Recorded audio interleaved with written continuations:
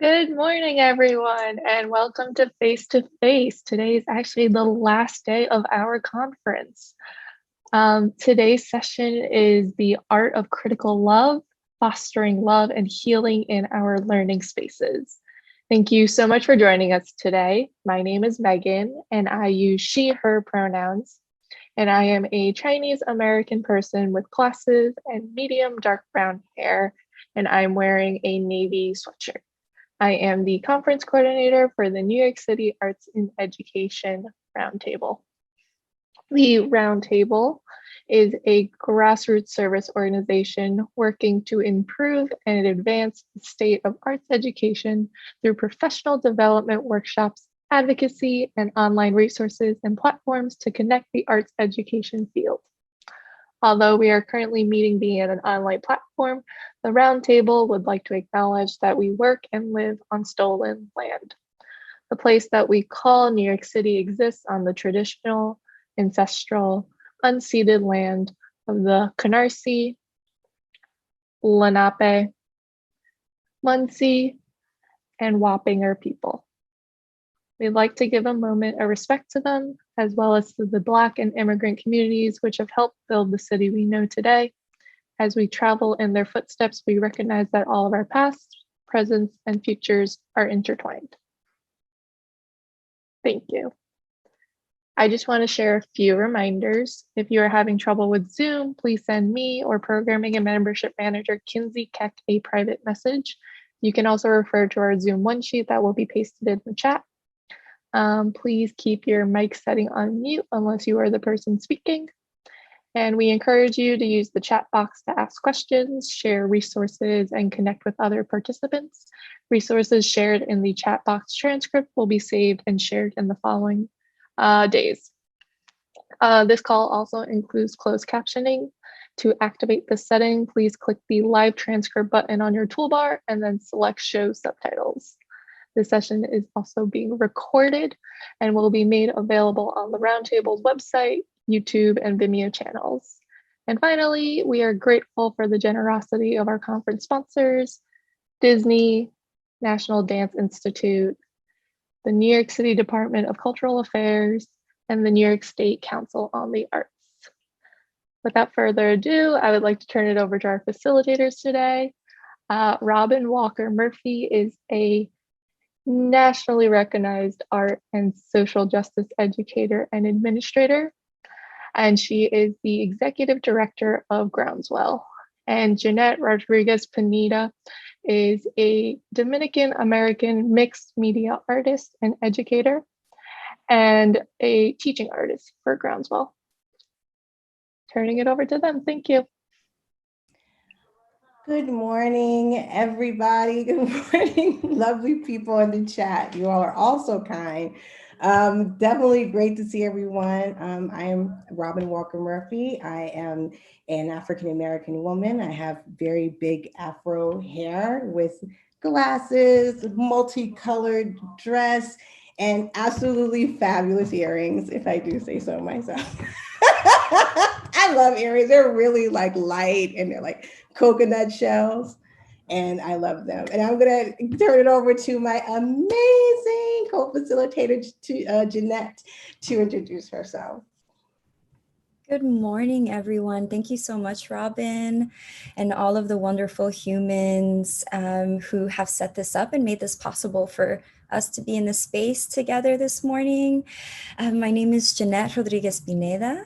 I am a teaching artist with Groundswell, as well as a number of other institutions and organizations across New York City. I have an intergenerational teaching practice with love and patience, compassion, and empathy at its center. And so I'm happy to be here and to have this really wonderful discussion with everyone about your own practices and how we might support one another in considering love ethic as a creative philosophy. So thank you. Thank you, Jeannette. Thank you, everyone. I'm going to share my screen now. Here we go. Away we go. This is Jeannette and I. This is the really beautiful graphic you all made for us. So as I shared, here representing Groundswell. Groundswell has been around, we're celebrating our 25th anniversary. We've been around since 1996. We bring together youth, artists, and community to create public works of art that are rooted in social justice and that inspire public dialogue and personal and societal change. This is one of our recent murals that we've done this fall with master teaching artist Raul Ayala and 10 of our Groundswell artists. This is to open a portal. It's at the Bowery Wall downtown. So if you're able to go down there, it's still there. And it represents, you know, the work that we do, rooted in social justice, rooted in love, and youth-centered. Always love to show our incredible young people. This is why we do this work, those smiling faces, the ability to be able to thrive, especially in environments that are not always kind to Black and Brown youth. What we thrive and strive to do at Groundswell is to create spaces that are rooted in love, rooted in critical love, rooted in analytical, critical thinking that give young people, you know, their spaces. So we're really excited to share some of that work with you all today. And handing it over to Jeannette. Thank you so much, Robyne. So for our sort of grounding activity that we're going to invite everyone to participate in is a writing activity. Though I do want to note that I want you to access this activity in whatever way feels comfortable for you. And so if you have available around you a paper and a writing tool, so that could be a pencil, a pen, a marker, a crayon, a colored pencil, whatever you might have around, or feel free to use the note-taking app on your personal device, or just simply sit in reflective silence. So if we can advance to the next slide, please. Thank you. So to get us started in kind of thinking a little bit about our conversation for today, I think it's nice to sit and reflect for a bit about who we are and why we're here. And so I'm going to ask us to write the obituary to your past educational belief system. So I'm going to hold space for that for a second, and I'm going to repeat myself. We're asking you to write the obituary to your past educational belief system. So sit with that for a second in whatever way you feel like you can enter this question. We will have 5 minutes to reflect. So that's 5 minutes to sit in silence with this question or to write. Music will act as our timer. When the music tapers off and you hear our voices calling you back, it is time to come together. And if we feel like we're all ready, I am going to play some music as we sit with this question. Okay, 5 minutes is up. Please place your finishing touches on your writing. Finish that thought. And it is time to come back together.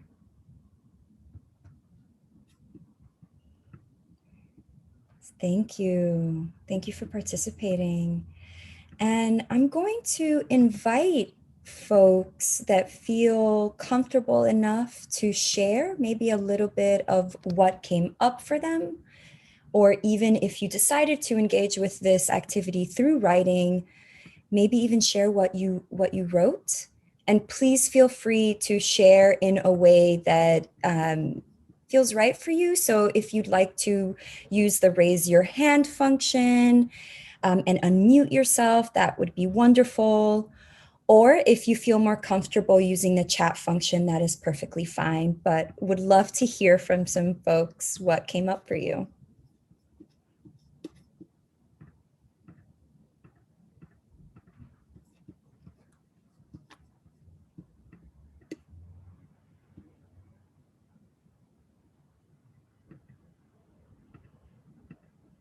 Any takers? Anyone feel? Sure, I'll start. Hi, this is Rachel Grace Holmes. For those who are low sight, to my knowledge, I've only ever been received as a Black woman.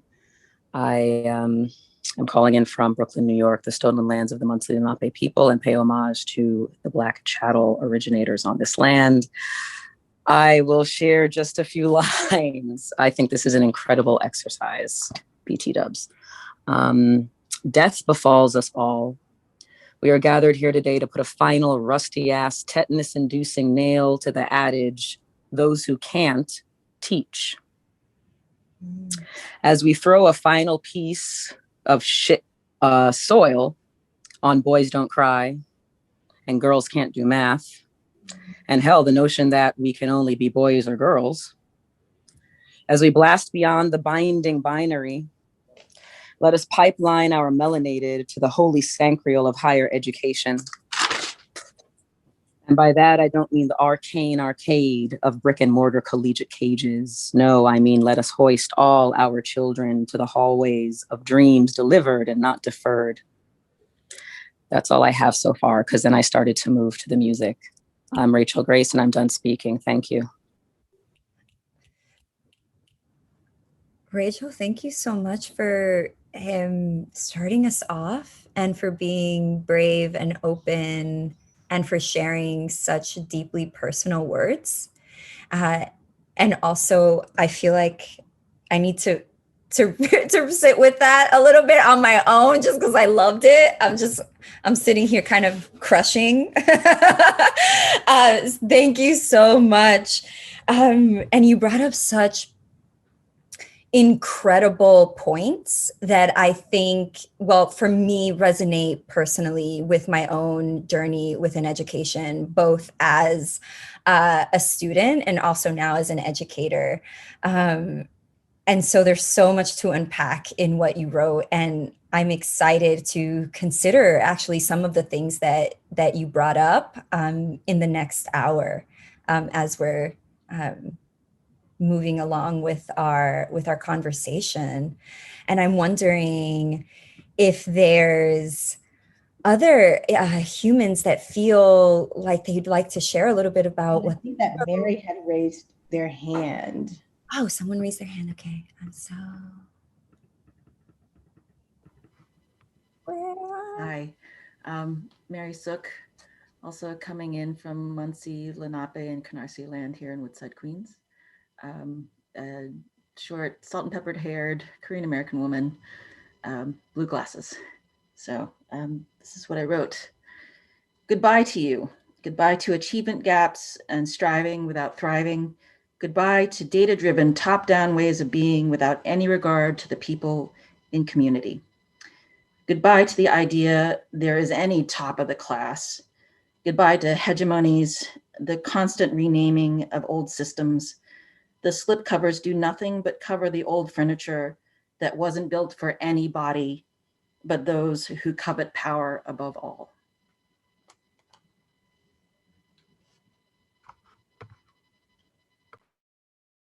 Y'all better write this morning.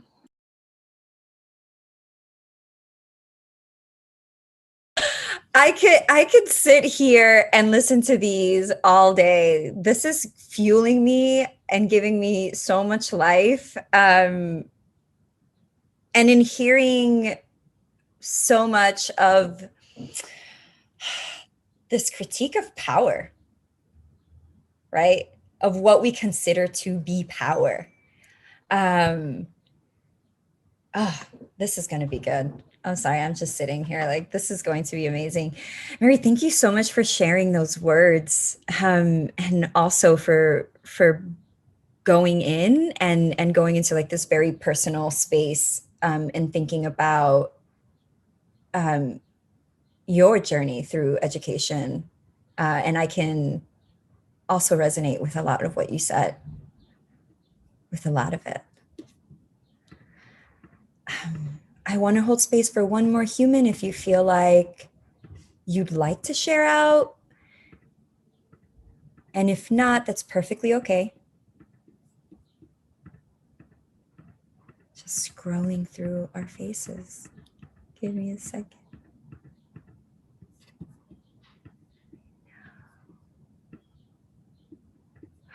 Okay.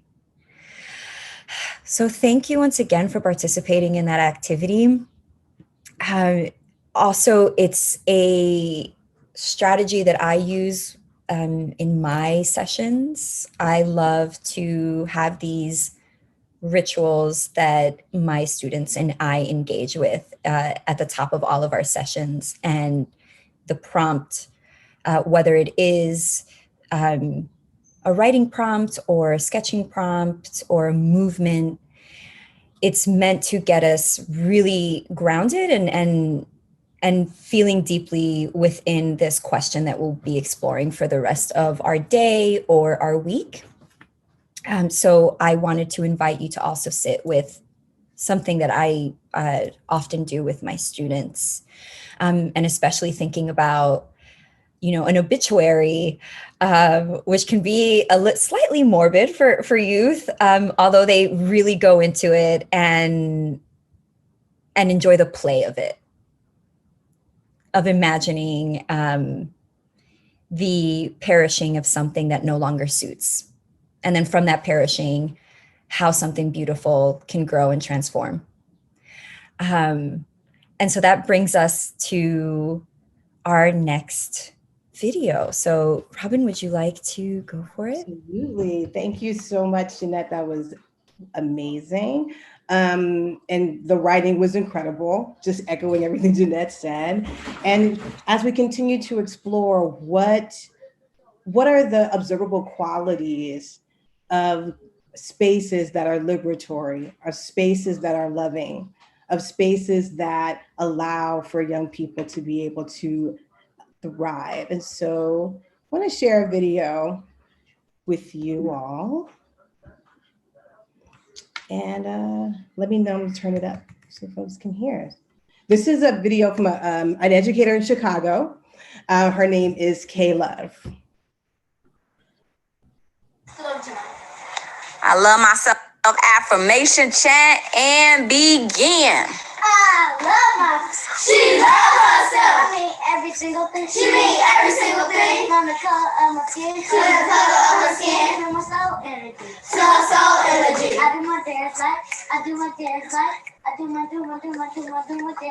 She do a dance like. She do a dance like. She do a dance like.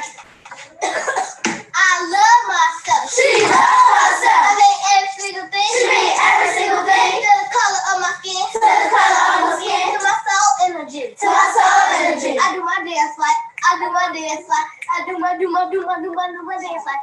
She do a dance like. She do a dance like. She do a dance like. All right. Yes. So my question for you all is, who is this educator?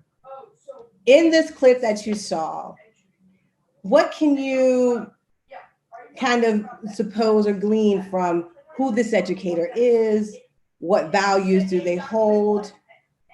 Who is this educator? Would love to hear some thoughts.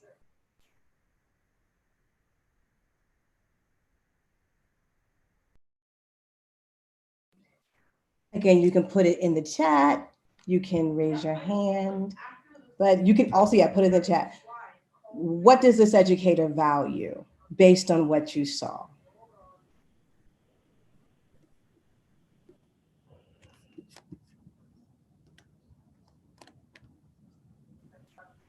I see Ashley says uplifting students. Well, it was a lot.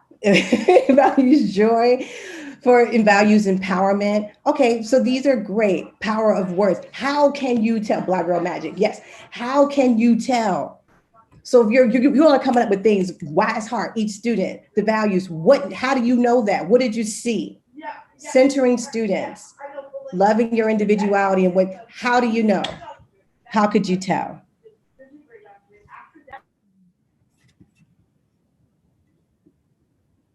Well, for me, what was apparent was that there was a framework offered to the young girls that allowed them to really focus on the things about themselves that they love. So automatically they were positioned to think about wonderful things first and then celebrating one another in the process of doing so as well.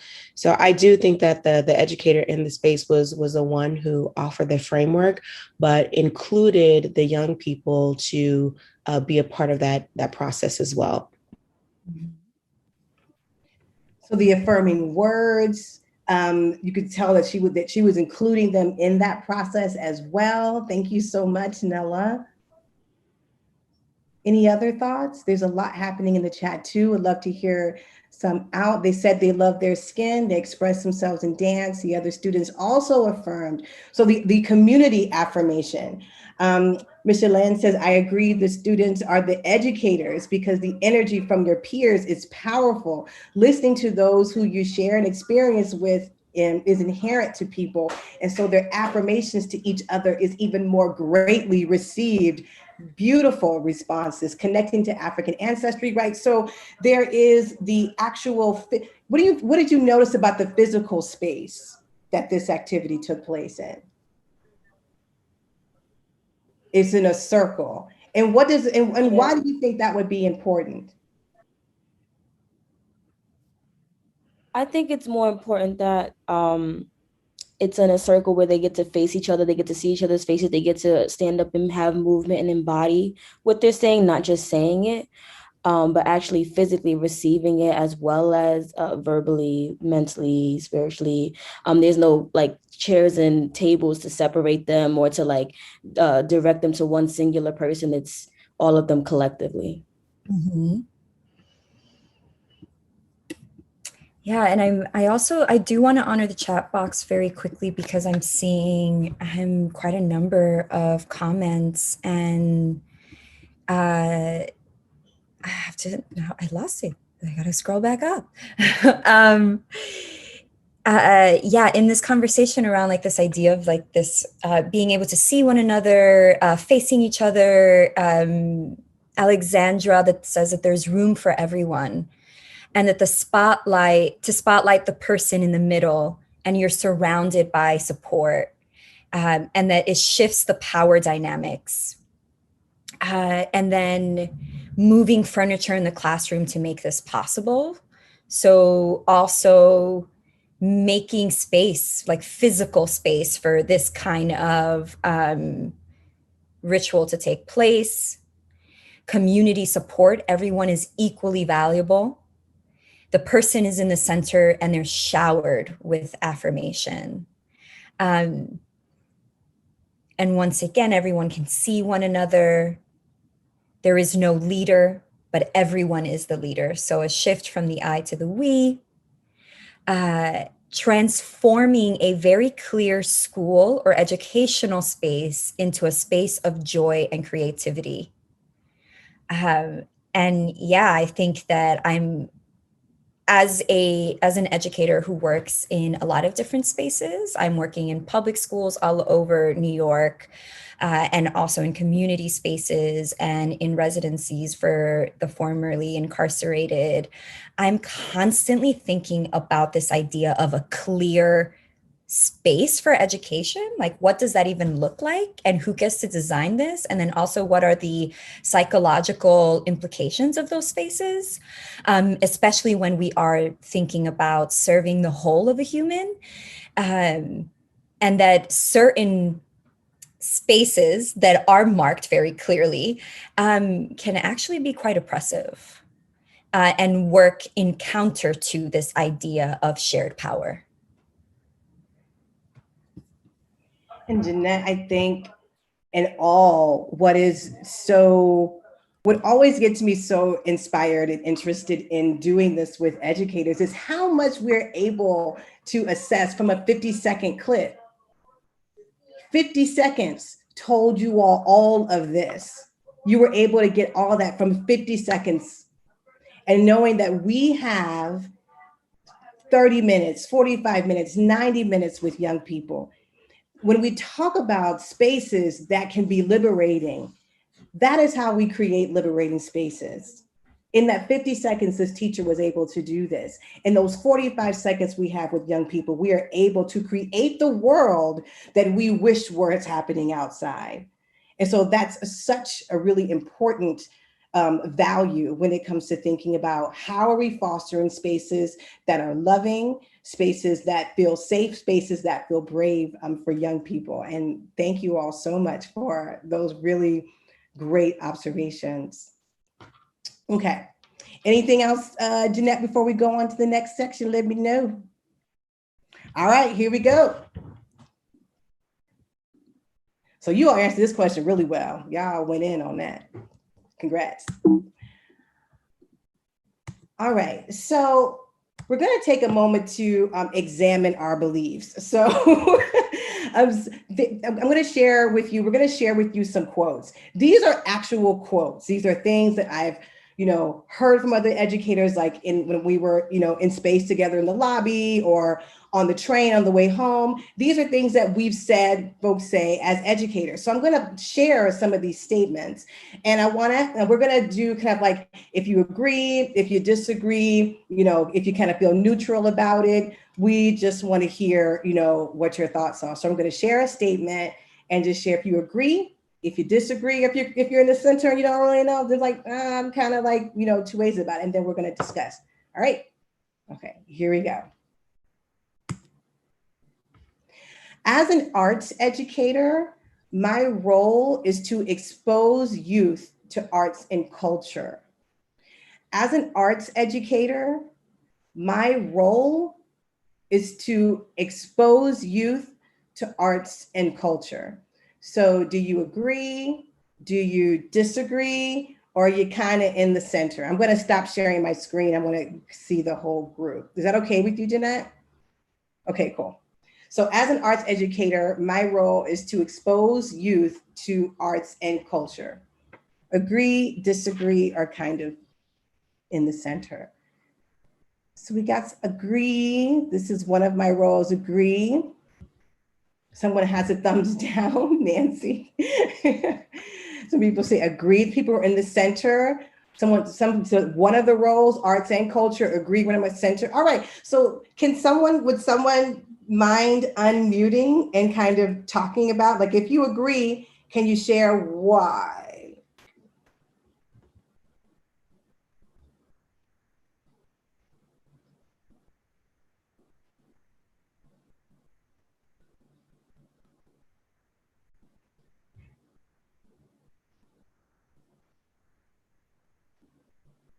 That's an interesting statement. Justin, if you're with us, can you unmute and share? Would you mind? Sure, Justin speaking. I think we live in New York City. I think arts and culture, we are surrounded in every aspect of our lives. We just don't necessarily realize it. I mean, even just walking down any city block, there's artistry. So I think of myself as just helping students understand that and grapple with it, and maybe create more language around it. But I don't think we necessarily need to expose them to it. Thank you so much, Justin. Nancy. I'm sorry, I didn't mean to make you call me out. But yeah, Justin, I agree with you. And I, it begs the question, if I'm using that phrase, right, that whose culture? You're exposing students to whose culture? They have culture and are creating culture every day, every moment. So we have to pick that apart. Thank you, Nancy. Marcus, you have your hand raised. Yes, I was actually just thinking, I put myself in the center because for the first time, I wondered what it looks like to kind of flip that statement, to expose art. The statement was expose students to arts and culture, am I correct? And so what it would be to expose arts and culture to students. So in other words, thinking of, well, arts and culture exists, but what does it mean to expose our students to arts and culture in a way that they inform how it is created, how it is shaped, how it is reformed. So really, I think it's about a way of thinking of centering the student experience rather than centering arts and culture as the thing that we are exposing. Thank you so much, Marcus. These are all, super interesting. And when I hear that, I kind of going into what Nancy was saying, like, whose arts and culture are you talking about? Right? When we have these blanket statements as if these young people, and I teach mostly Black and Brown youth, creative, bursting with arts and culture. Like if you want to say you want to expose someone to river dance, then just be really specific, right? You know what I mean? Like there's a specific kind of arts and culture you're speaking about, but for some reason, people want to act like they're just void of any arts and culture, and you have to endow them with some type of artistic appreciation, and that ain't it. Right? These young people are coming with all of that. You may not be familiar with their arts and culture, and you may be peeping them to another one, but don't act like they're coming to you all with blank slates.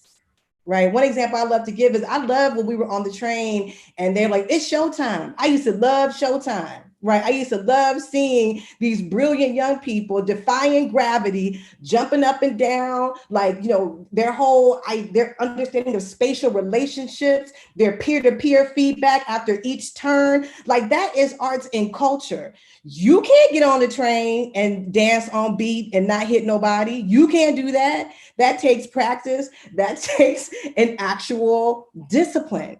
Right. But it's like, who are we judging? Whose arts and culture are we judging?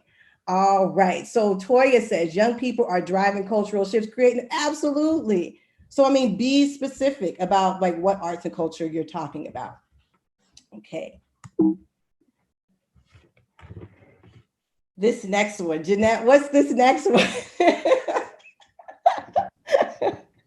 Yeah, I'll read this one out for folks. The slide says, their parents are not interested in the arts.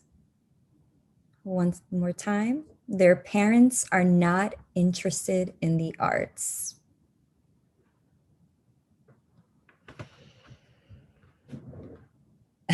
Disagree. Hard no. Hard disagree. Boo to that. Hard pass. Like I'm over over this comment. All the no's. Seems like an assumption. Yeah, lots of. Who would think such a thing? Oh, you'd be surprised. Also something that I've heard quite often. Yeah, and then again, which arts are you talking about exactly? That's brings up this idea of high-low culture. Yeah, I love to say art with a capital A or art with a lowercase a. Another way of saying that, saying that the arts as a blanket is a problem. I disagree because parents engage in the arts every day, whether they realize it consciously or not. Yeah. Why is this? And I think, I've heard this statement come out of quite a number of humans' mouths, whether it's other parents making assumption about classmates' parents, or even coordinators, unfortunately, and managers of arts program mentioning this. And I'm wondering, why do folks feel like this? I've heard it from classroom teachers. Yeah. I'm wondering, why do folks feel like this could be an incredibly problematic statement?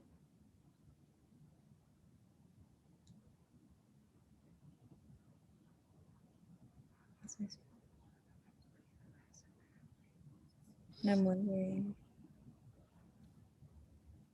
Toya says class distinctions inform these assumptions as well, so that Black, Brown folks may also say these things. And Phil says, who is in dialogue with these parents? How are the arts being framed in this dialogue?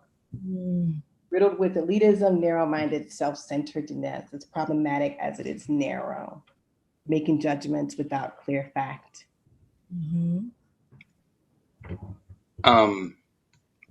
I can share. Oh, please. Yeah. Well, I think, the statement, obviously, almost everyone, I don't want to assume, but almost everyone in this group disagrees with. I do think the arts are often undervalued in like an education setting. Like they're less valued than other programs like mathematics and English, because that's the narrative that is like being told to people, right? Like we need to make sure that kids get certain numbers on math tests or English tests or whatever the tests are. And so arts programs tend to be less funded, and so less value is often seen in them than other programming at schools. So, and then there's a lot that's problematic with that, but especially because so many different types of arts teach communication and compassion and empathy and teach all of these like human skills that maybe mathematics might not. So I think like furthering that narrative is problematic. Yeah, there is definitely a narrative when we are thinking about the role, the function, and the value that we place, right, in the arts. And I do want to highlight something that was mentioned in the chat box. You know, Justin, you just mentioned it assumes the arts are confined to museums or high price theater as just two examples, right? That the arts is something that we go to a very specific space to experience, that it lives in some way, shape, or form in isolation, and that it's not in everything that we do. And I think that shifting that role and shifting the narrative, oh yeah, David, or just in NYC or in urban settings, you know, I'm a person that thinks that everything that we are actually engaging with is a work of art. And it's something that I'm very explicit when I'm working with my participants and also with their parents. I'm also a person that feels like in order to bring about change, you need to hit multiple generations in a single family. So I'm always trying to bring in family and have us really think about how everything that we do is art. We are in the process of creating, even within this space at this moment. This conversation that we're having is a social sculpture. And if we approach our daily lives from that space, from that perspective, then we are removing this title, this word, this, you know, this actually, I have kind of a tumultuous relationship with that word art. We remove it from this pedestal or from this being that lives far off in the distance that we have no connection to, when in actuality, we have every connection to it.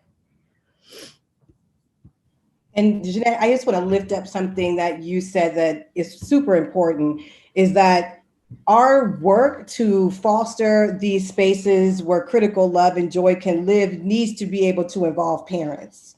Mm-hmm. And I'm just going to say that, but that's just my opinion. You know what I mean? So a lot of times what's keeping people from doing that, people are not being honest about their own racism, classism, that brings them into judging parents and not wanting to deal with parents, feeling like I can save, which is already problematic, I can save these kids if it wasn't for these trifling parents. And that's a lot of where that comes from. I had a very prominent leader of a huge arts institution many years ago. I'm not going to give T like that, but who, you know, said straight up, like, parents don't ever come in and they ask for the arts. They don't know to ask for the arts. You need to be specific. They won't know what you're talking about, which was not true. You know, I was working at the Dream Yard Project in the Bronx, and only parents, all they ever did was come in and say, I want to get my child involved in the arts. That was their specific ask. And so how do people's biases actually come into the way in which they relate to parents? And a lot of times people are not even trying to build a relationship with parents. You're only calling the parents when something is wrong. So one of the other practices I think is important is to do what I would call sunshine calls, like Call the parent when something's going well. Call the parent like, you know what, I just want to tell you that David created this amazing art piece today, because usually when a parent gets called, it's never good news. I am the mother of a Black son. Whenever a teacher calls, I'm already sitting already. Like, why are you calling here? Right? But if you're calling consistently to say something lovely about their child, when there is a challenge, that parent sees you as a partner and not as an adversary, because especially Black and brown parents are used to being judged and are sitting and ready for that to happen. So I think that's also super important.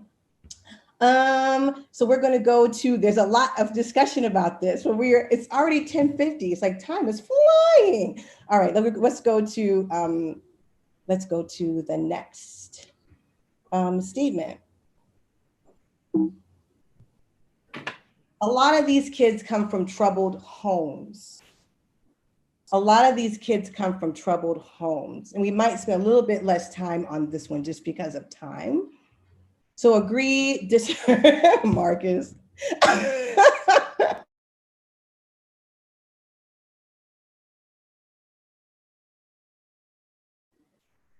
So a lot of yikes.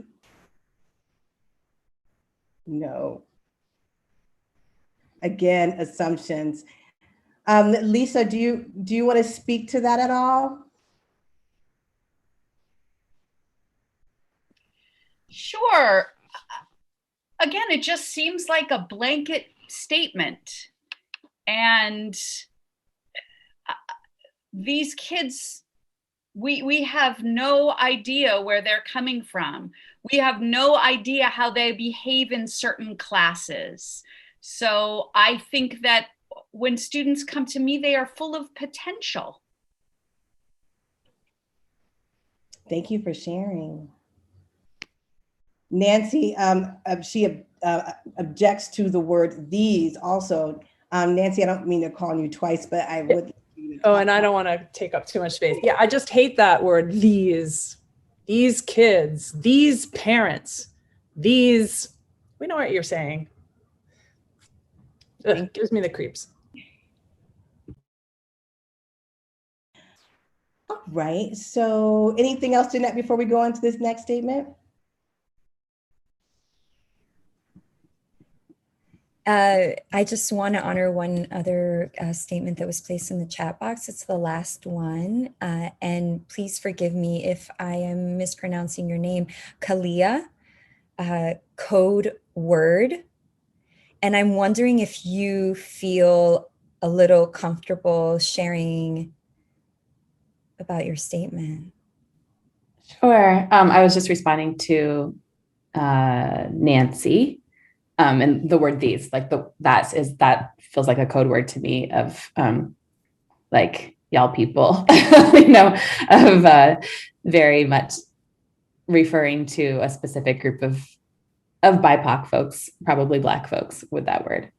And I'm just like, you know what? Like we're all troubled anyway. Like who comes from a perfect household? Like there is no perfect household. And yeah, coded racist language, absolutely, Paul. Yeah, thank you for that. And I also do, Alexandra, you mentioned feels like saviorism to me, right? So there is this idea of like this language being incredibly coded about who it is that you're speaking about. And also I've heard this statement from the other side of like, I'm doing so great because I'm teaching these kids that are coming from these spaces.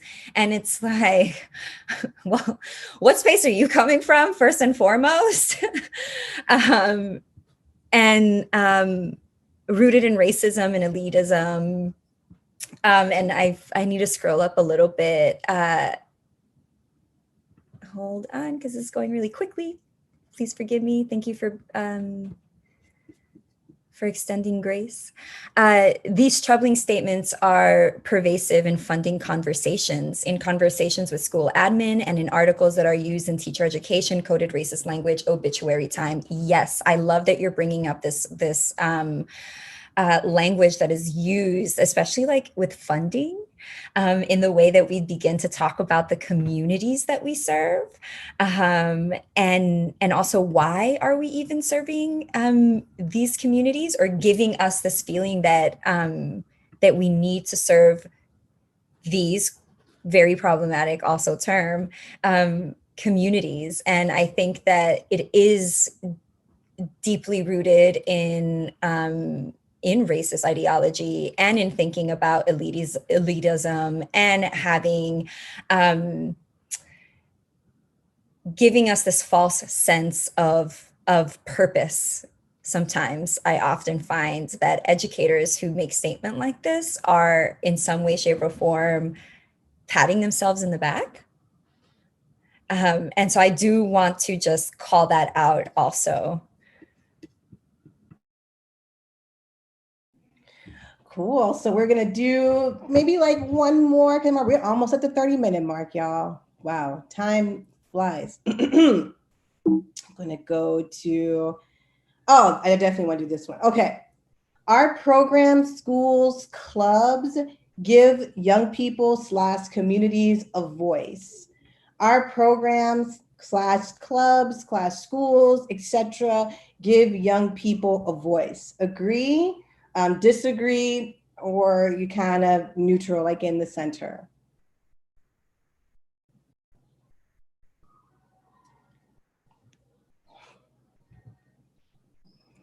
Seeing no, disagree from Kinsey. Young people have a voice. Y'all just aren't listening. Disagree. So someone said, yes, David. I think, David, I might have missed yours. I think I have to scroll up to get it. But okay. There's really no such thing as voiceless. There's only the deliberately silenced or preferably unheard. Oh, yes. Thank you for sharing that quote. I hate the assumption laid within the phrase that without your programs, the communities and students wouldn't have a voice. I hate that. So, you know, and this is, again, going back to what's written in materials, what's written in, you know, proposals, how we talk about our programs. What would be an alternative to giving voice to young people?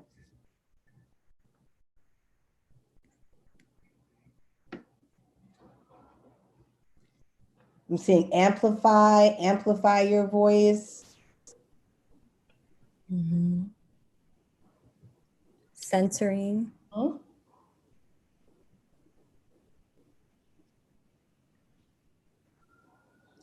Uplift. I want to also talk about, you know, I was working at an after school program under the fearless leadership of Nancy Cleaver at the time. And there were young people who were for another after school program, not ours. They were going to a gala. They were so excited to, you know, present their work, and it was going to be at, you know, this really ritzy place, and they just could not wait. And they were like, Miss Robin, I can't wait. We're going to go to this thing, and it's a gala. We're so excited. And I was like, I can't wait to talk to you all tomorrow to find out how awesome it was. And they're like, we can't wait to tell you about how awesome it's going to be. So we were like, yay. And then the next day I saw them, and they were sad. And I was like, well, what did you, was the food bad? Y'all didn't have a good time? Like, what happened? You were so excited. And they were like, Miss Robin, we got up there and we did our poem. And then they started talking about how poor our neighborhood was and how needy we were, and could they give to us? And we just felt really bad. And that always stuck with me about how, first of all, the language is trash. Second of all, how young people are objectified in this way, how young people are objectified to their faces, and how people, instead of talking about the conditions of a zip code, put that on the actual people, right? And how are we complicit in the ways in which young people are used right, to, fund our organizations, and that this language that we use in our proposals, young people are reading it, young people see it. If it's on your website, they go to your website. They see your website and what you say about them. So just thinking about it in that term, is also super important. Mm-hmm. All right, anything else before we go to the next one and the final one? All right, okay. There's one more. This is going to be the final one. I want these kids to have everything kids in affluent communities have. I want these kids to have everything kids in affluent communities have. Agree, disagree, or kind of, sort of, maybe.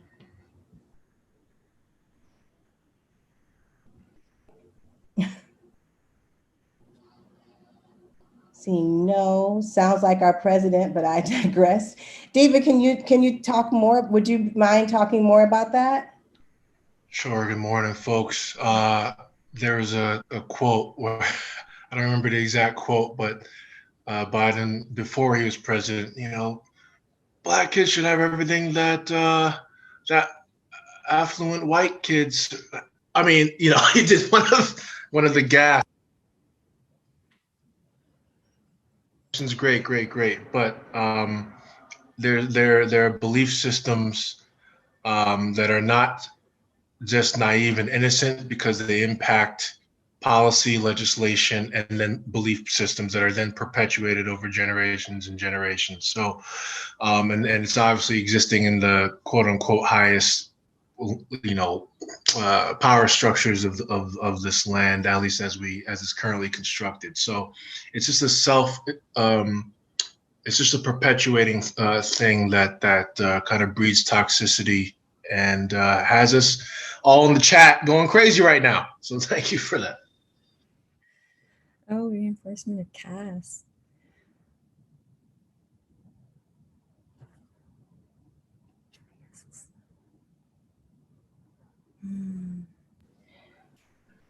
So I'm seeing, I want them to have the financial resources. My predominantly Black schools do have less technology, for instance, but there is so much lost in those affluent communities as well.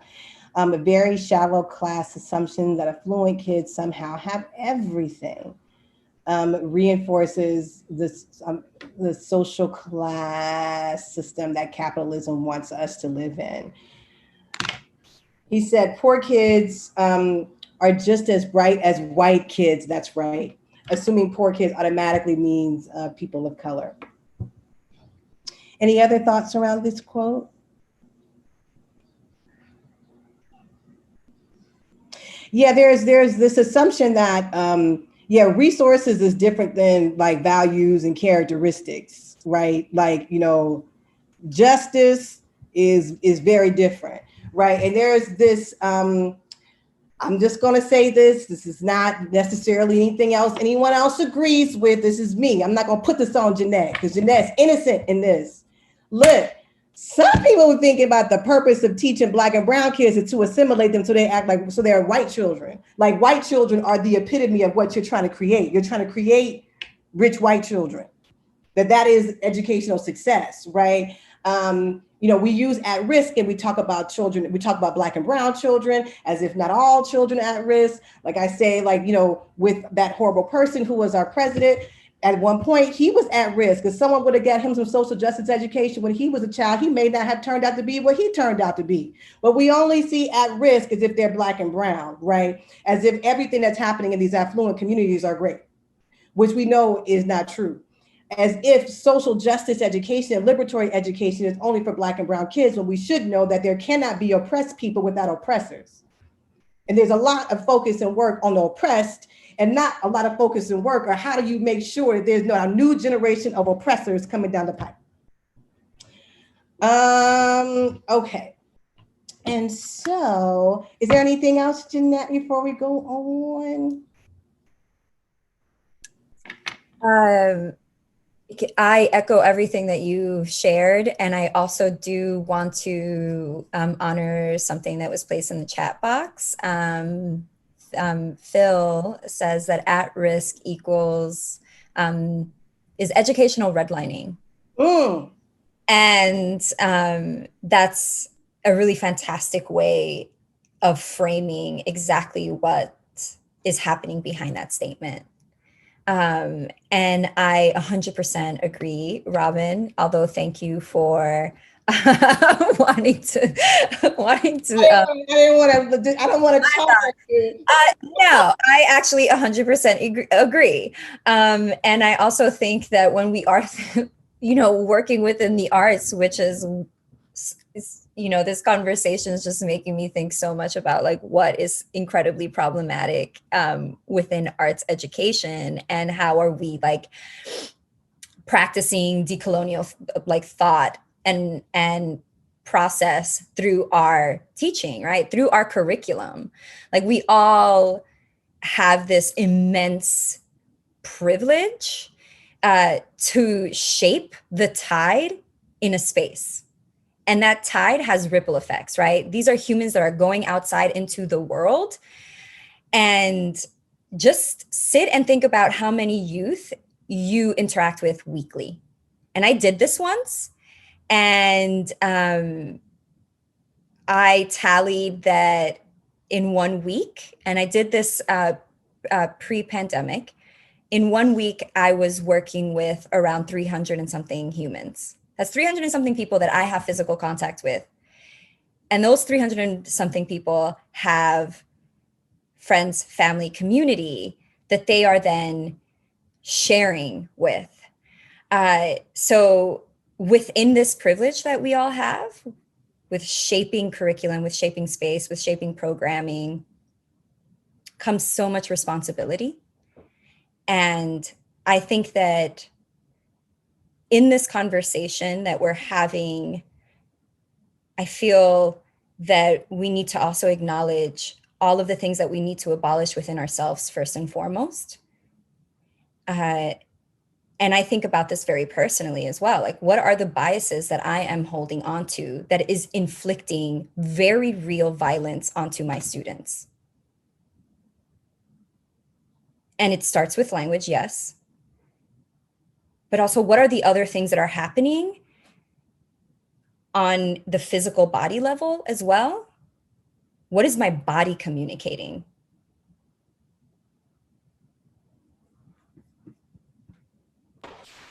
Jeannette, thank you for sharing that. I don't have anything to add to that. I'm just going to go on because that was a word. How are we preparing ourselves to be able to teach in liberatory ways? How are we doing that? All right, so we are at 11:07, and I want to make sure that we get, okay, we're here now. So would someone else mind reading this quote from Paulo Freire? Someone from the group would love to hear another voice.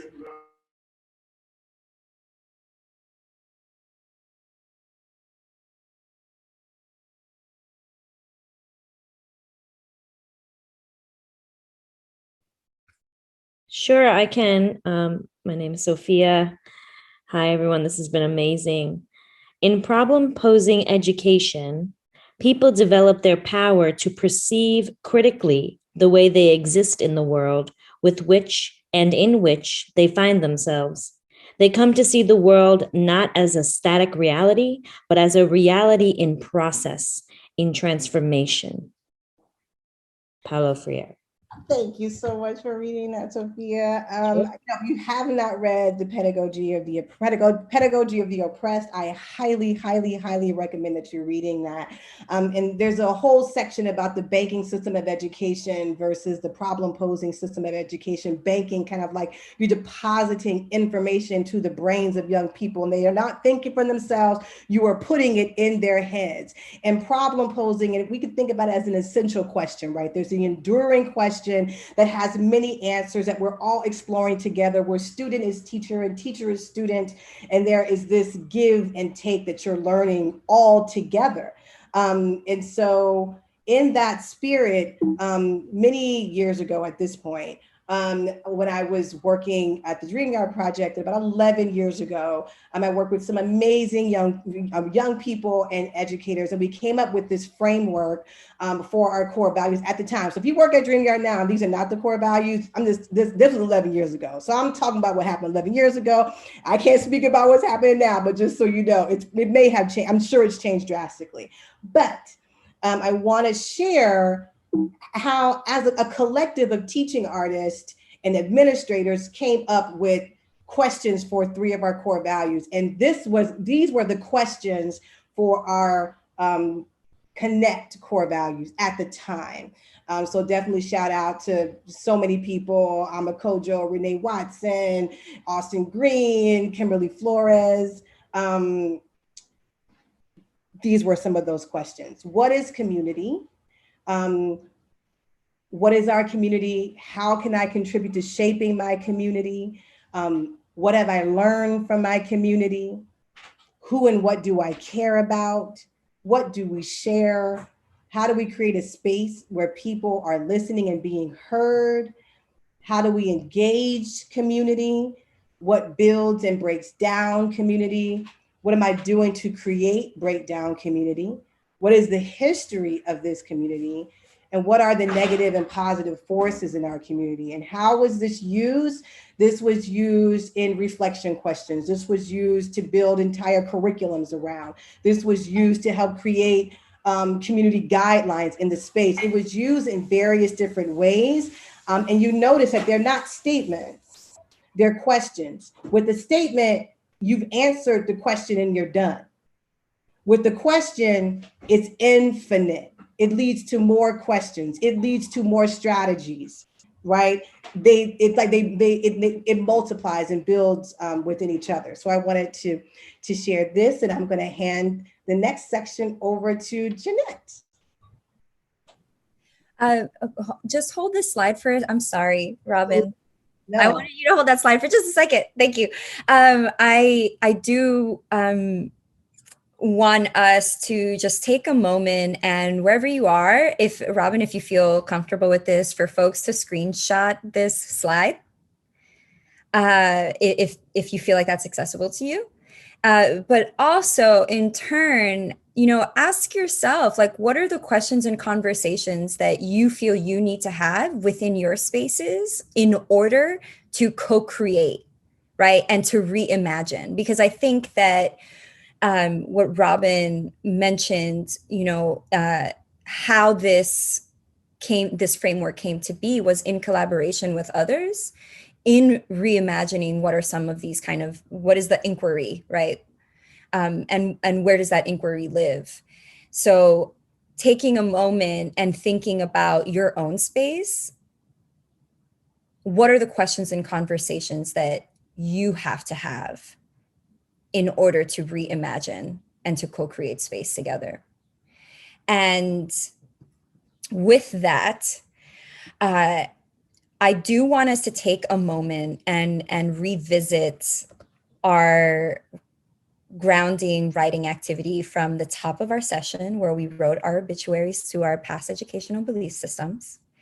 And we are going to engage in another writing activity. So once again, you can participate in whatever way feels accessible to you. So please, paper and writing tool, note-taking app on your personal device, or you can just sit in reflective silence. And Robyne, if you can advance to the next slide, thank you. And so for our closing reflective writing activity, I want you to write the birth announcement to the educator you are becoming. I am aware that not everyone in this call is or consider themselves an educator, even though I will play devil's advocate and say that you are. In your role within arts education, write the birth announcement to who you're becoming. We just had this really beautiful and intense conversation where folks were chiming in and talking about their own personal journeys through arts ed. From this moment forward, from the moment that we end this Zoom call and you all disperse into your lives, and you continue to shape the tide in your space, who are you becoming? We will have 5 minutes to reflect. Once again, music will act as our timer. And when the music tapers off and you hear our voices, it's time to come back together. So I'm going to start the timer / music now. And I promise I will share who the artist is, because someone asked about that earlier.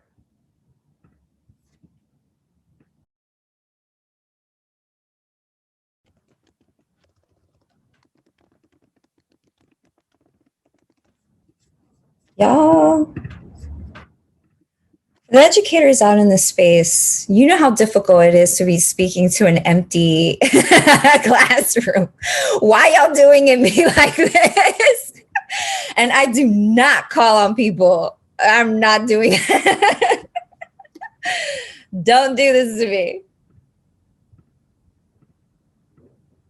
And I can tell that we're all such incredibly brilliant beings. And so I would love to hear what came up for you. And maybe if you feel like what you wrote is too personal, you can hold that to yourself, but maybe what came up for you.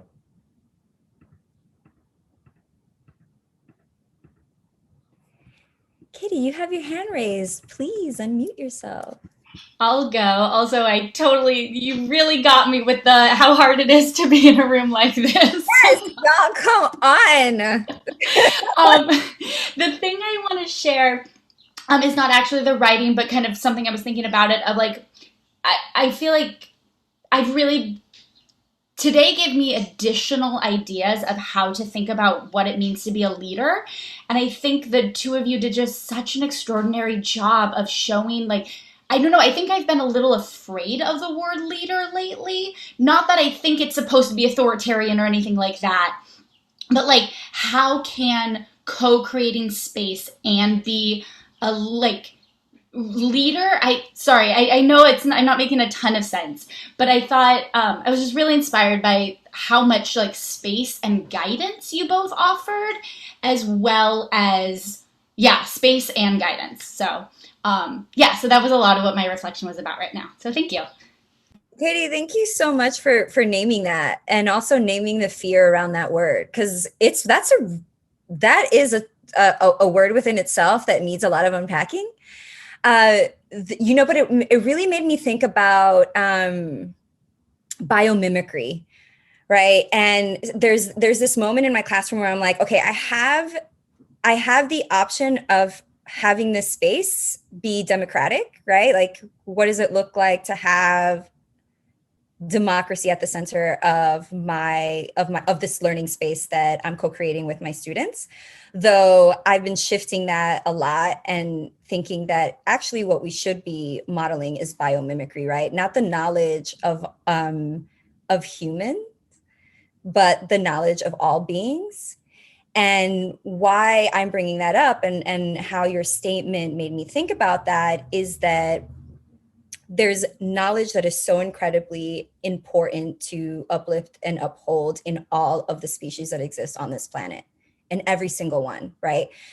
And that learning is not this sort of, it's not a linear journey, and it's also not top down, and it's not me to you, but that the center is always in the peripheral, right? Like I think about map making also, like the you are here point in a map, but actually you're never just here. You're always moving, and so everything is moving around with you. And so how is it that I'm thinking about myself in that way as an educator? That all of my students have immense source of knowledge that is important in all of our lessons. And there's like essentially like, how are we decentralizing education, right? And that concept of like where is knowledge? And I think, and for my obituary, I was thinking a lot about the misunderstandings of what it is to know. Like, right, like how do we come to an understanding? And learning, it's bouncing off of everything. It's bouncing off the walls, the floors, the hearts, the knee of the person next to me. and how important it is to hold that kind of space. And I just said a lot. No, you got some good stuff going on in the chat too. Alexandra said, yes, thinking of my current role as an educator as an evolution rather than a rebirth. And Mary shared metamorphosis from thinking I know to knowing I do not know all there is to being in the world, to acknowledging the deep knowing in children, their families, from what I thought was right to accepting I don't have all the answers, but that together we can ask the questions, stand side by side and listen, notice, share, cry, shout, sing, argue, laugh, and create our way through. Beautiful. These are, Jeannette, there was something that, Katie, this dialogue between you and Jeannette, just as now I'm stepping back as like an administrator looking at Jeannette as a teaching artist. One of the reasons why I was super excited to work with Jeannette is that process that Jeannette just described takes a lot of skill. And that there are some people who think about, like, when we say we want to center youth voice, we want this to be youth space, there's this other kind of belief system that can come up that there's just like no plan, right? When I observe Jeannette, when she's teaching, there is all of this beautiful creativity and space for young people because there is some sort of structure that she's coming in with. She doesn't plan, and this is Jeannette, if I'm wrong at any point, just be like, nope, that's not right. But I think that sometimes people are like, oh, you work with kids, you want to give them a voice, just let them do whatever. It is just like no guidance, there's no, but when I watch Jeannette, there is a structure there. There is some guidance, but she's not heavy-handed with driving the train, but she has a sense of a direction. And there's so much space for young people to move that direction, to change, and she's open to where they are that day, right? So I've seen, or I felt this, Jeannette, again, you can tell me if I'm wrong, that you work with the energy of the young people. If they're giving you a different energy, that you are malleable to be able to shift, but it doesn't ever feel like you just kind of come in and just like, whatever, right? So I think that when we talk about youth space, there's this tension of like, okay, how much of it is some things that are planned and how much of it's just like the young people can kind of do.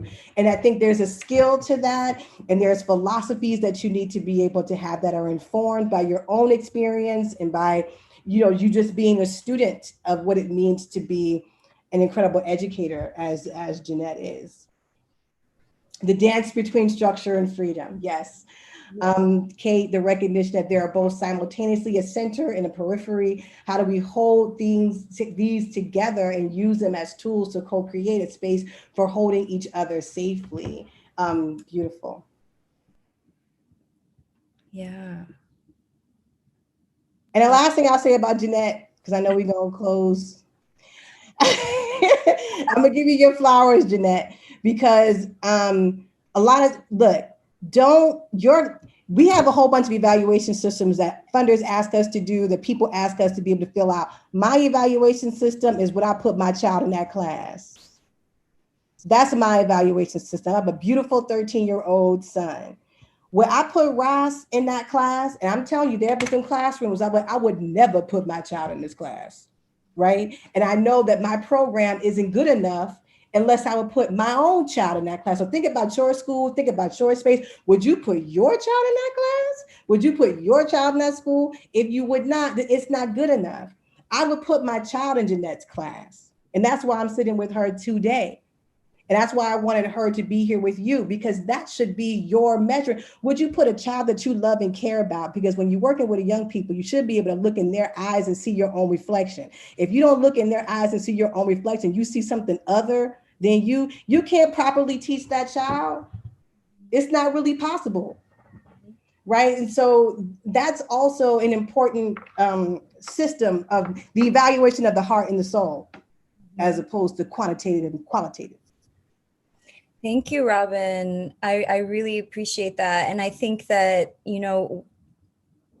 when I am engaging with a person in a learning space, I have to also remember that this is a human being that I'm engaging with their entire history, right? That it's not just this 45 minutes, hour, 2 hour, 2.5 hour workshop, that I am engaging with your life, with the humans that came before you. And with that is all the joy and also all of the pain. So like holding both of those things and acknowledging that there is a lot of these belief systems that we were talking about today, how they play out in our own lives, both in like the micro level, but also in the macro level, is thinking about how we are also engaging with past trauma in educational spaces, right? So that there is that very important history that we are all engaging with.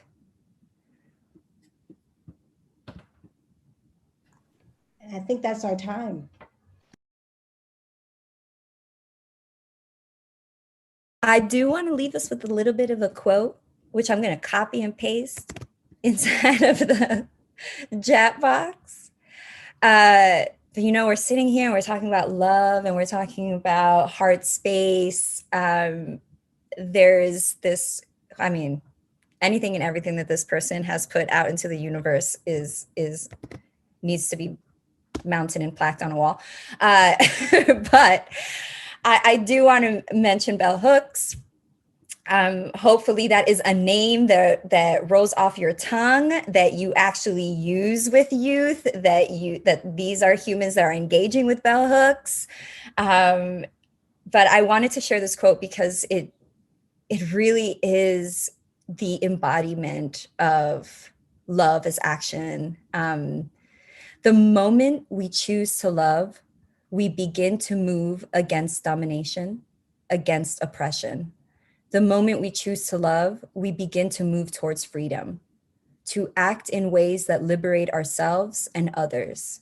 That action is, the testimony of love as the practice of freedom.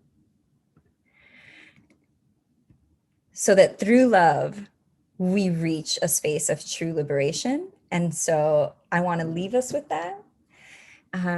Please engage with it. Please engage with bell hooks in your classrooms. Please, please, please, please, please. Just wanted to say that. And thank you, Robyne. And thank you everyone for being present and for creating this space today. So grateful. Thank you, Jeannette. This was an honor to work with you in this. Thank you all. It was wonderful being with you. Thank you to our interpreters. You all were awesome. Just thank you.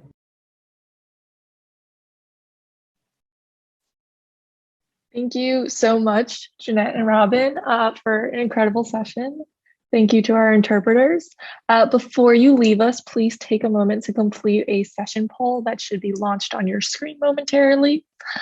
And while you do that, I will make a quick announcement about the Roundtable's new initiative, and it's in partnership with the New York State Council on the Arts, and it is called Empire State Creates, and it is a teaching artist-led activities for everyone, where it is a new pilot grant program seeking to distribute grants to independent teaching artists to create asynchronous arts learning resources to be distributed in community settings. And if you'd like some more information, a link will be posted in the chat about that.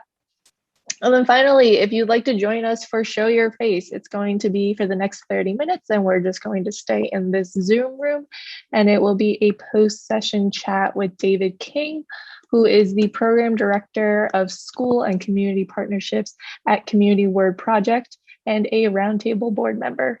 And I am going to turn it over to David. Thank you.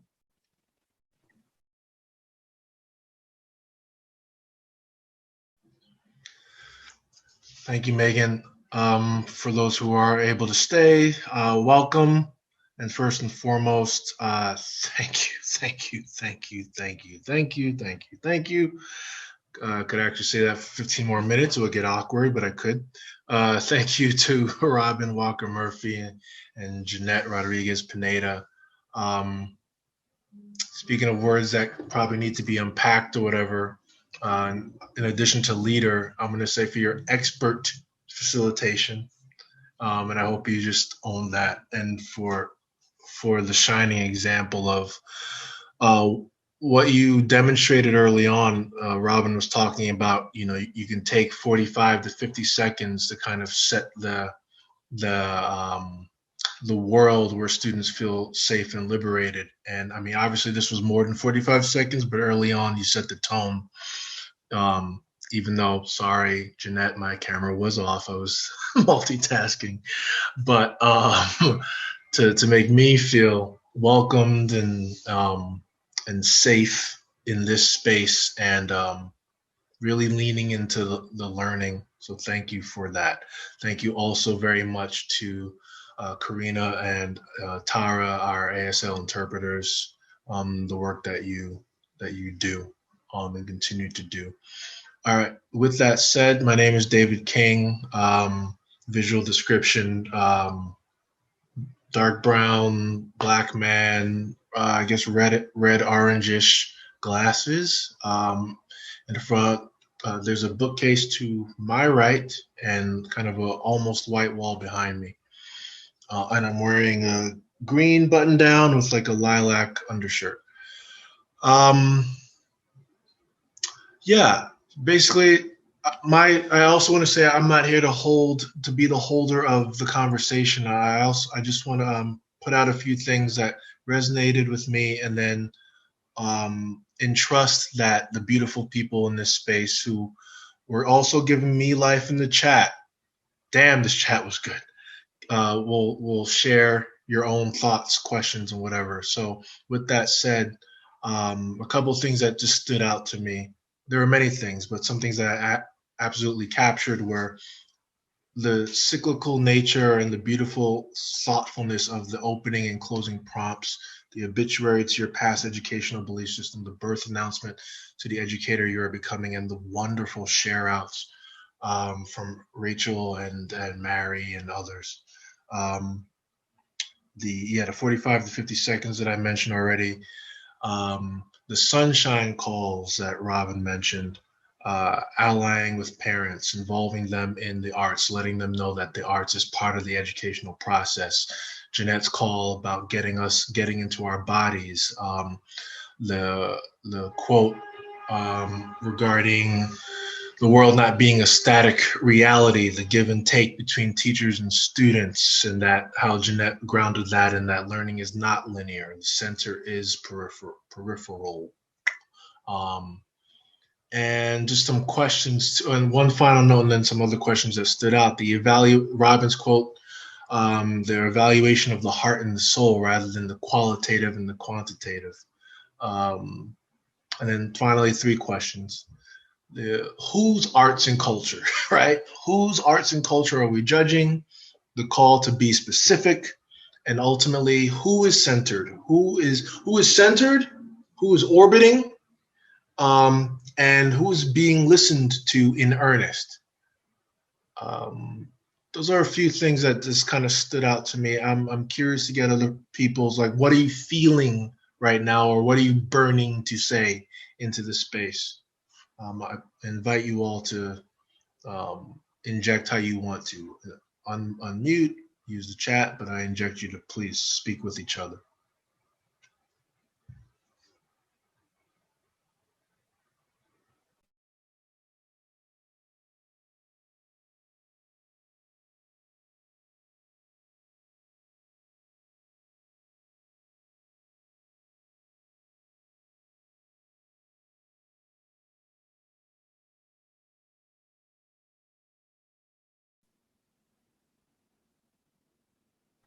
Go. You don't need my permission, Michelle. Please go ahead. But thank you. Yeah, thank you, David. I was writing in the chat and I realized I could just say it. You just listed so many of the things I wrote down. I was writing notes after, I can't do that with my phone. I was writing note after note. I think the one thing that I would add to your beautiful list is together we can ask the questions. I love that as well.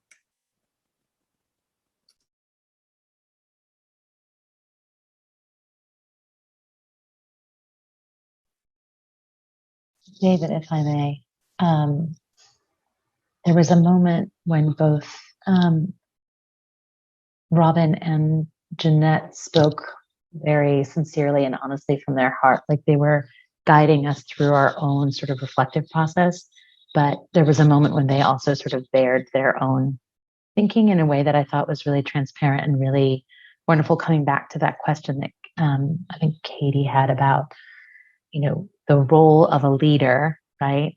And that we don't always need to completely divest ourselves of the conversation. We can still engage in that conversation and share our honest feelings without having it be somehow like that's the only opinion or the only voice worth hearing in that conversation.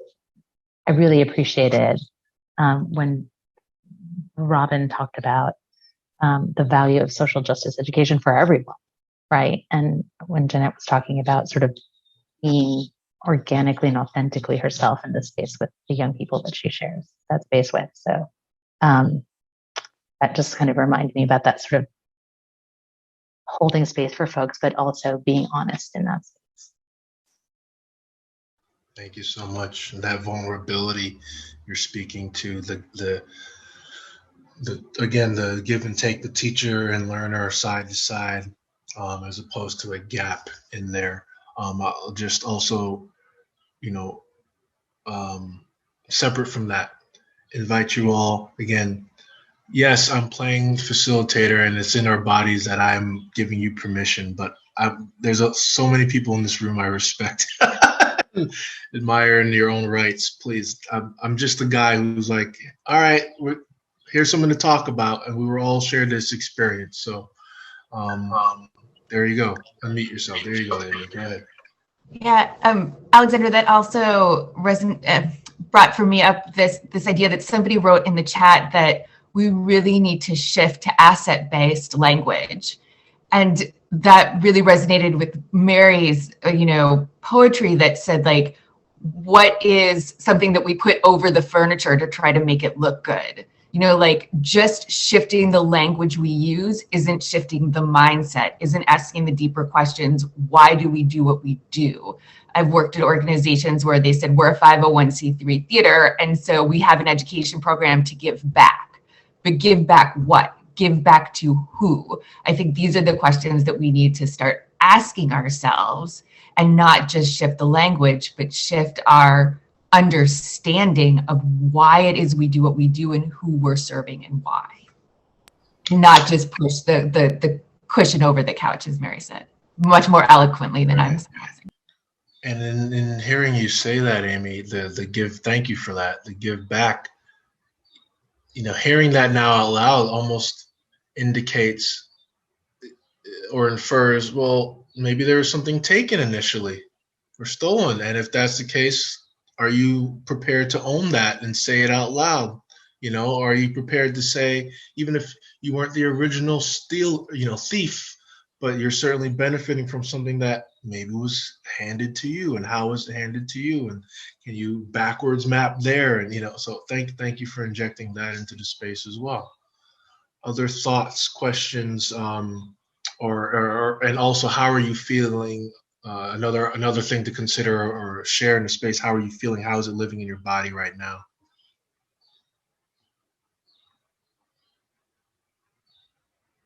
I see the chat is also being activated here. Sorry, everyone in the classroom has something to teach, something to learn. Mutuality. I like that word, mutuality. Paul, Paul, would you prefer to read? Sorry, I should have asked you this too. Paul, you don't prefer to read it. Okay. I'm happy to read it out. There you go. Go ahead. I won't comment on it. Okay. Who is orbiting? Really resonating. Too often the centered space becomes a pressure cooker because of all the fishbowling, observation, analysis, and hand-wringing, orbiting the, quote, beautiful experience, as if a day in the park isn't affected by the weather. Thinking about the shifts that need to be made around documentation and sharing of programming with authenticity, co-creation, and pushing against the top-down structure. Thank you so much for bringing that here as well. Yes. Sorry, if you are still with us, is there anything you wanted to add to what you wrote in the chat? or what you're hearing or feeling right now. Hi, yeah, I'm still with you. I'm just baking some cookies, so I have to keep an eye on them. But yeah, I mean, I really, my big takeaway, and it's something that I'm thinking about all the time, is how can we, keep, the name of our organization is Teachers and Writers Collaborative, but I feel like it needs to be like Teachers and Writers and Students Collaborative. And really, I'm always thinking about this collaborative idea, because I think ideally what's happening when a teaching artist comes into a classroom is that everybody is joining together to collaborate to make art. And so I really appreciated that sentiment that came out in the session. Thank you so much. And as you all are continuing to, scan and process what's burning and what's flowing for you, let me just inject one more question that just came to mind. I'm curious, there are a multitude, I'm sure, of reasons why we all decided to come to this particular session. I wonder if anyone is willing to speak to, not necessarily just like, oh, I'm struggling with, but like, what would, you don't have to name your organization, but like, what did this help illuminate for you in terms of your work? What are you, what's pulling at you, and what are you worried about, essentially? What are the roadblocks ahead for you that you foresee? I'm just curious about that. Speaking of bringing vulnerability to this, I will also inject that. Look, what's said here should stay here. What's learned here should leave here. So, can I yes, speak to thank that, you. David? Please. My name's Andrea. Hello. Hi, Andrea. Yeah, please. Hi. Just that you really got me thinking. Thank you for asking such great questions. And I particularly work with a group currently, a program that is designed at the moment to work with learners of English who are coming from many, many places and in many different time frames. And I'm looking at that idea of arts and culture, who's bringing what to who and how that's happening. But I do think for our programming purposes, I do wonder about the arrival, that process of transitioning, the arrival of a teaching artist into someone's classroom, where all of these experiences exist, and how that, what more do we need to know and be prepared or engage with or think about as that process unfolds. We kind of have our 10 sessions in a school and it's like this. And so then we leave. So what more buffets around those 10 sessions, human to human, school to organization. So I'm thinking more about preparing, the acts of preparing, the acts of entering, the acts of being in, the acts of exiting currently. So those are just some things.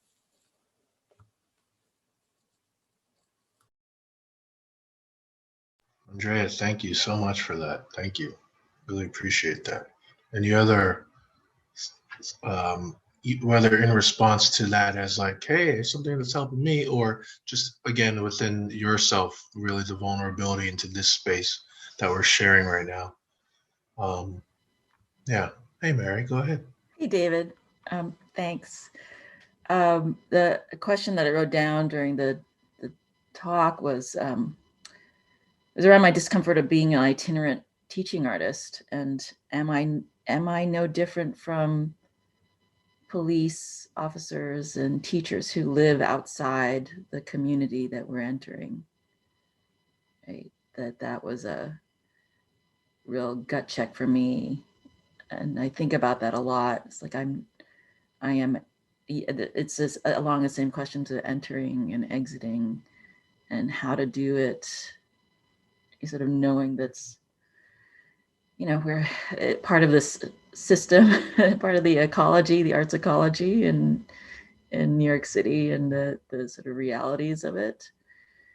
And being able to do that in a way that is not perpetuating harm, but also valuing what the community that's there. And so what does it mean for me to go in and out of communities, and how to, again, sort of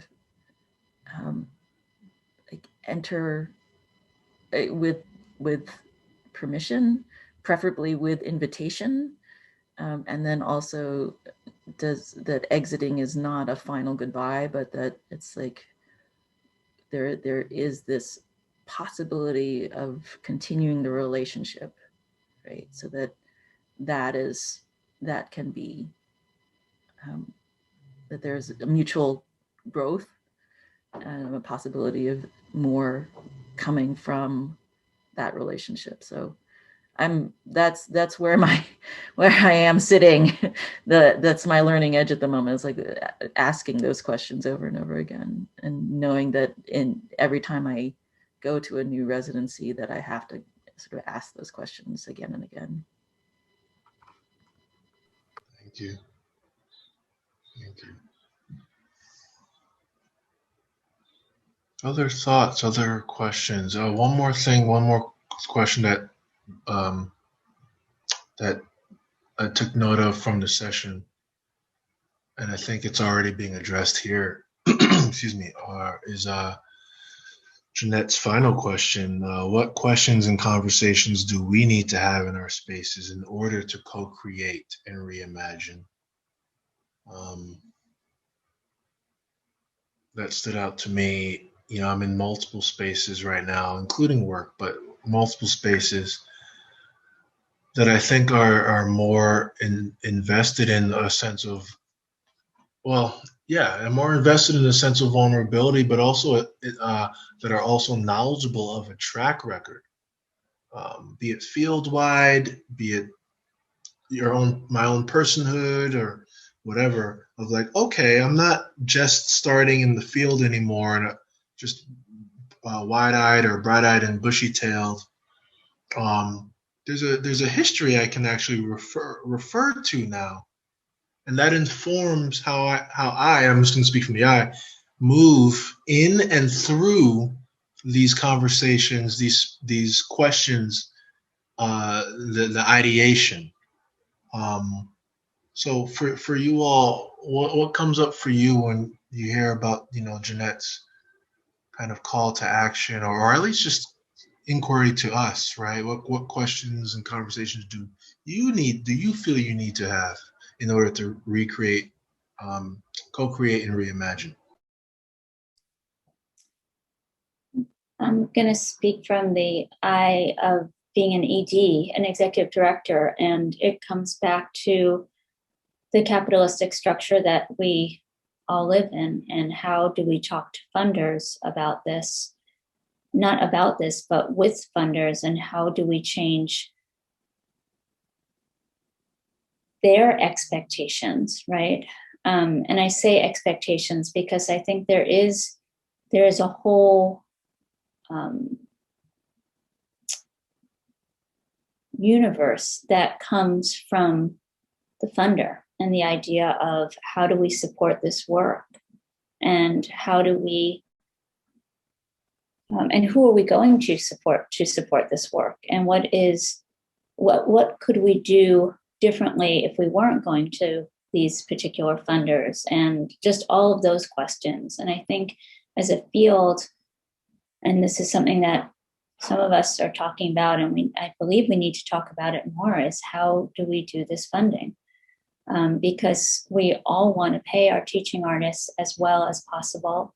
We all need to earn a living. No one here is volunteering. And so how do we live with that? And how do we, engage in that space?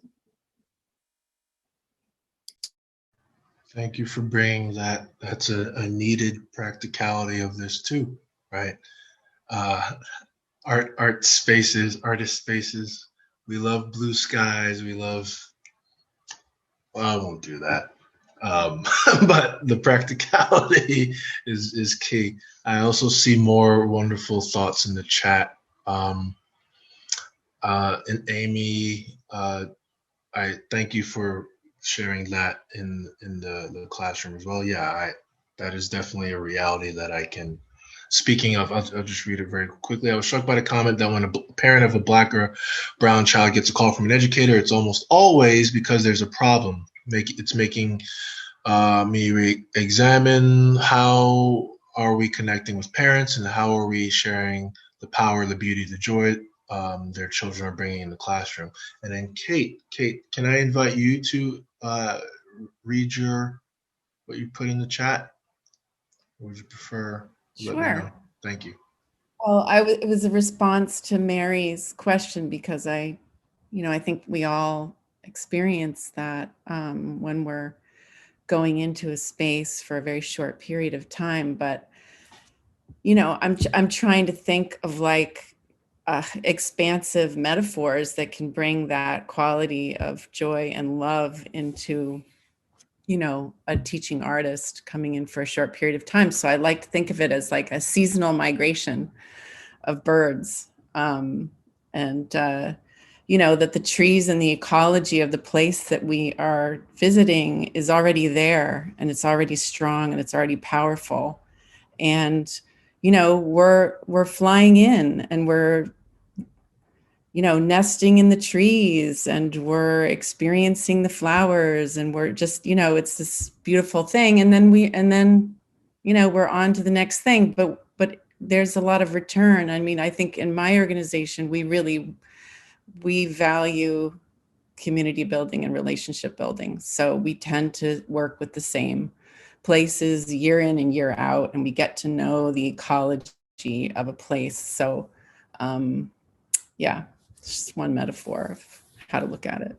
Thank you for that. And in addition to, as you're saying, nesting and enjoying you didn't say fruits, but the fruits of the being offered is also, right? Like it's great and convenient, helpful, beautiful that the tree is there, but also you need the tree to be there, right? Oh. Right? As you migrate, you need that tree to be there. Yeah, I need that tree. Home. Mm-hmm. Right. It's a resting spot. Yeah. Right. So again, going back to the centering, who's centered, who's orbiting, and also Jeanette's point of center can exist on the periphery. And it's like, whoa. Beautiful things again in the chat. Taryn, can I invite you to share? Or either read what you wrote or speak on it more, if you're comfortable. Yeah, hi. I'm like in prepping materials for class and stuff like that.